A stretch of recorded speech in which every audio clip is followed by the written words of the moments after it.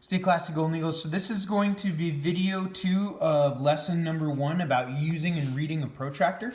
In the previous lesson, we understood that we needed to first identify our rays or our angles as either being acute or obtuse. We need to line up the vertice, the point where the two lines meet, in the very center.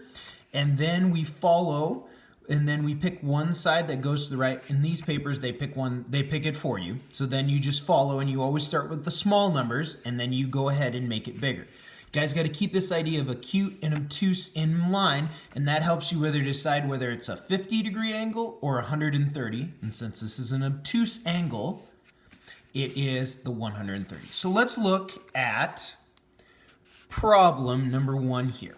Okay, and I'll try to zoom in a little bit here to make it a little easier. Okay, perfect. So it says in the directions to classify each angle below and then measure using the protractor. So the protractor's here for us. They've already found the vertex, or the vertex right here, and they've put it in our center. And we have our 0 line going to the right in this case. Okay, so we're going to start with 0. Remember, it's 0 here, but it's also 180. But since we're starting, it has to start with 0. So first thing that we need to do is we need to figure out what type of angle. And now we need to decide whether it's an acute angle or an obtuse angle. Well, here's my 90 degrees right here. And since it goes past 90 degrees, it must be obtuse. So since we know it's obtuse, it certainly has to be bigger than 90 degrees, okay? So we can just start at 90 degrees. We can follow it. And we're going to do the inside track because the inside track has the small numbers in this case, okay? 10, 20, 30, 40, 50, 60, 70, 80. There's our 90. We're going even further. 100, 110, okay? But also it's 110 and it's 70. But since we know it's obtuse, and obtuse means greater than 90, it's going to the left, it's going bigger than 90, it's not 70, it is 110 degrees. And they even gave us the little degrees symbol right there. Okay? Now, we're going to work on problem number 2 together, okay? And this is exactly what you guys will see in your activities today. So, we've got to first determine, and you notice the vertice, or the vertex, is right here. They've lined it up for us right in the center spot, here in the middle. This time, the line that they've chosen to be our base, or our 0 line, is going to the left. That's okay, that doesn't change anything.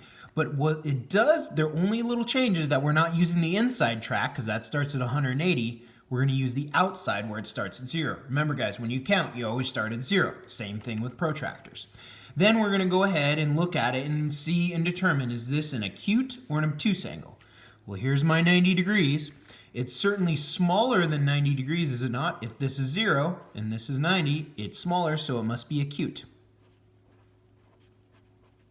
Now I can go ahead and figure out, excuse me, I can figure out exactly how big of an angle this is. Well, I have 0, 10, 20, 30, 40, 50, 60, 70, 80, and you notice it's 80 or it's 100, but since we know it's acute, it's going to be an 80 degree measurement.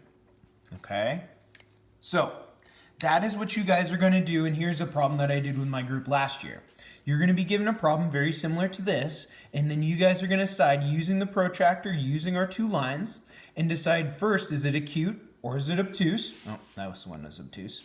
Then you're going to decide how big it is. Now, if it's an acute angle, it's got to be less than 90 degrees.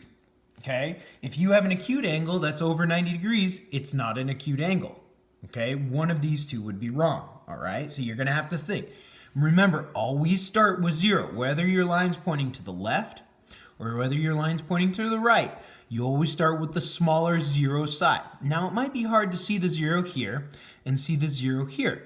But then, just go ahead and start with the smallest number above. Start with your 10. You can see the 10. You can see the 10 up here too. Start with the small numbers, right? We don't start counting at 180. We start counting at 0, and then we go up, all right?